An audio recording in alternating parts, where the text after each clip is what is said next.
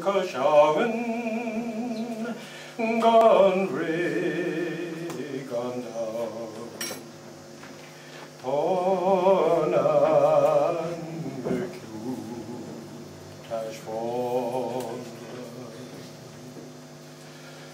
Gagil Erin County non all Erin County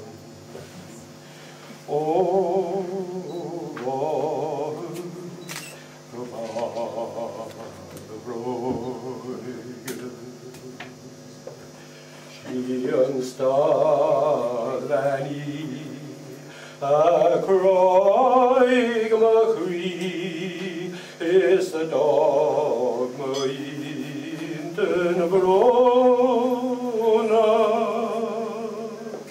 is a lies the fall Neil come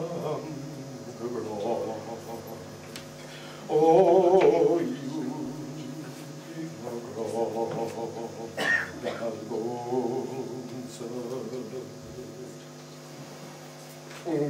Gamaram hein no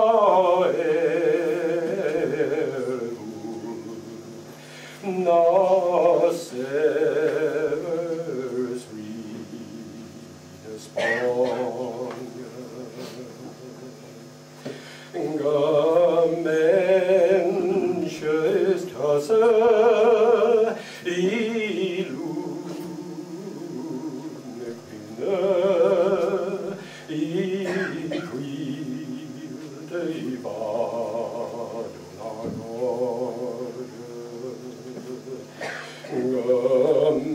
Gamenches tase the post angro lelon to la is more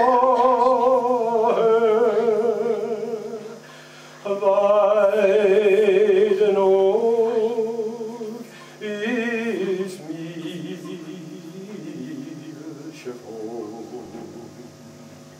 oh, to Grian the carbon.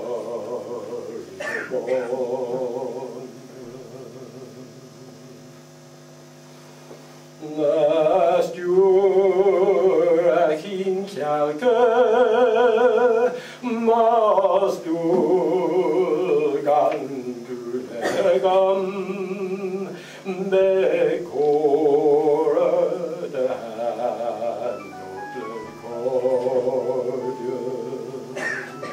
in the shears hatte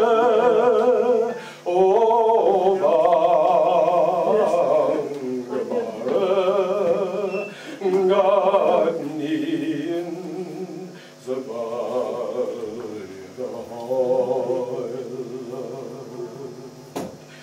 Beg the volk the castle Gagmion kjun survive is kjolvin vakiger bonta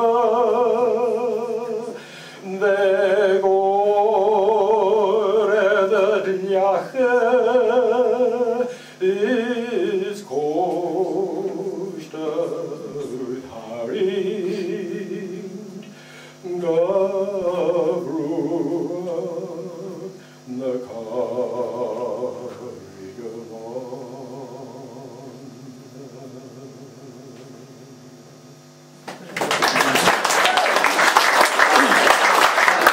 I know he has come all the way from Quinn this evening, and every November he has the workshop in Dunquin, and I'm going to bring up Noel now.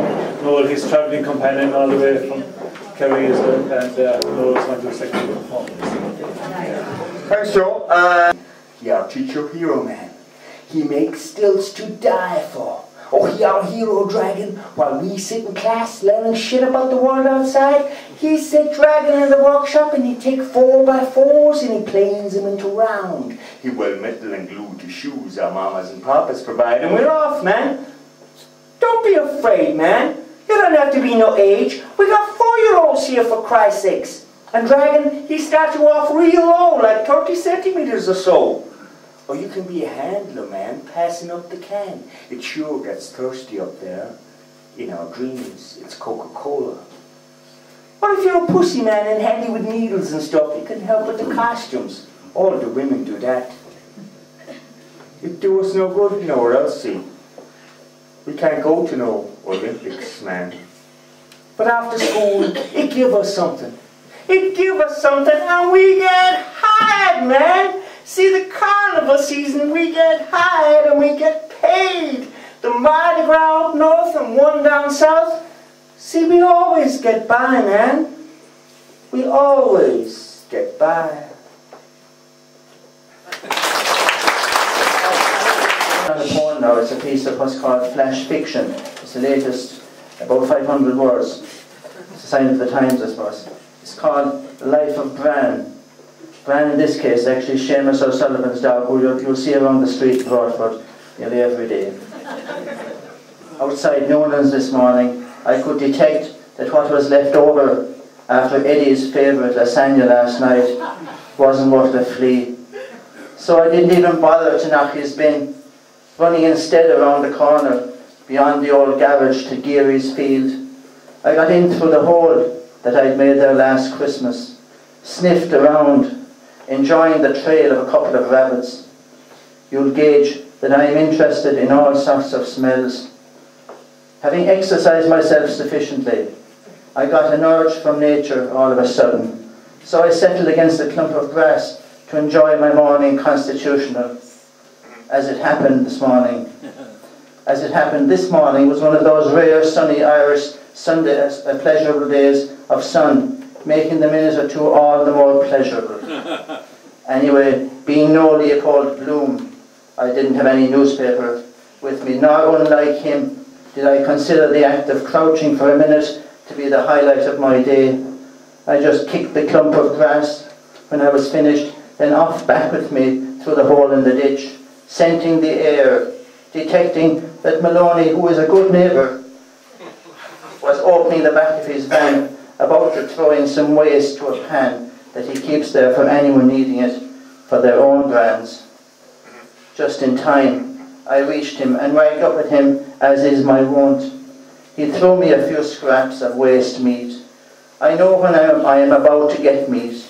Apart from me smelling it, Moloney just utters a code word that I have come to associate with salivation time. The code is barely audible. He does that on purpose, knowing well that I will hear it. I'm sorry, but I can't divulge it to you, but for what it's worth, it doesn't really belong to any human language. He ignores me when he has no meat, and that's okay. I understand his style of not bothering to make excuses or going all apologetic. Anyway, I realise more than most that the natural world is tough, so no point in all that sentimentalising Mochon stuff. Lately, I've become a daddy, and though I'm only what's referred to as a 5/8 when it comes to bloodlines, it's nice to think that I will leave my mark in the so-called Valley of Tears. Of course, I have my knockers. For example, Catherine, what's her name, with the triple bypass, cussed me in front of Moloney one Friday afternoon. I was present, so you can take it that I'm not making it up. On seeing me near the back of the van, I'd say that Catherine's blood pressure shot straight up, like someone who had just seen a face from the guard's most wanted list. My presence triggered her to inform Moloney, and I quote, "That fecker travels the countryside. You could meet him anywhere. He has left a poor unfortunate bitch with a couple of babies at the back of the castle." Catherine was essentially right, I suppose, but I didn't bark back, and I'm not going to elaborate on my peccadillos for now.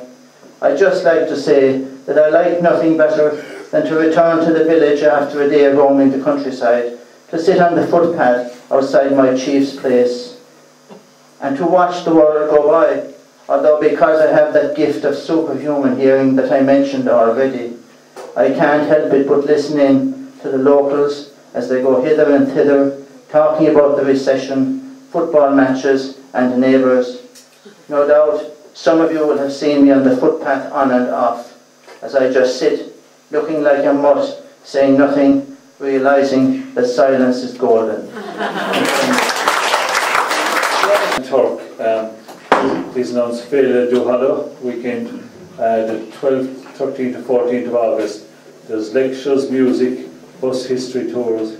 Details from Donald back there are Féile Duhallow, it's on the net. Okay. So, I think we'll leave it at that. I must say... Joe, tell one verse.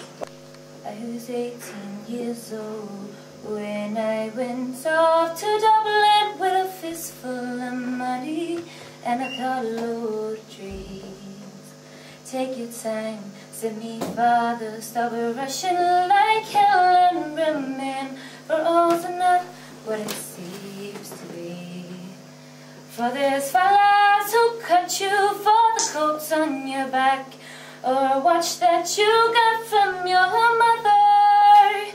So take care, me young bucko, and mind yourself well, and would you give this dinner to me, brother?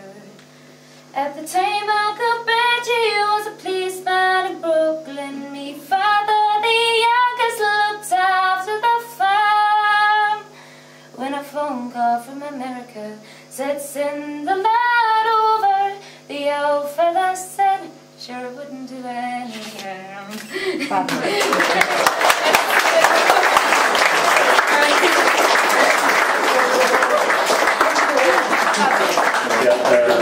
Tony Brown wants to go home, so we better leave it at that. So, and Sinead, thanks. We might do it again next year, who knows, if you want to, we'll have another one. It's a good way to kick off our festival weekend. We're Road West tomorrow night and we have the Vintage Rally on Sunday, so thank you all very much.